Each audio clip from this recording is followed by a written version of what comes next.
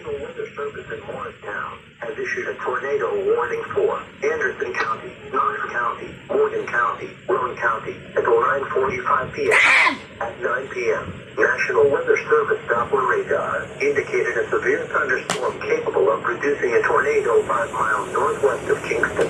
Doppler radar shows the tornado moving east at 55 miles per hour. Locations in the warning include Oak Ridge, Clinton, Knoxville, Oliver Springs, Dillman, Cons, Powell, North, and Halls. In addition to the tornado, this storm is capable of producing golf ball-sized hail with destructive straight-line winds.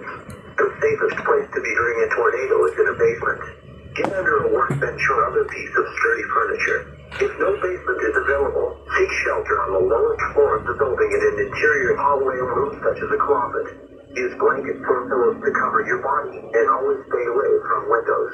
If in mobile homes or vehicles, evacuate them and get inside a substantial shelter. If no shelter is available, lie flat in the nearest ditch or other low spot and cover your head with your hands.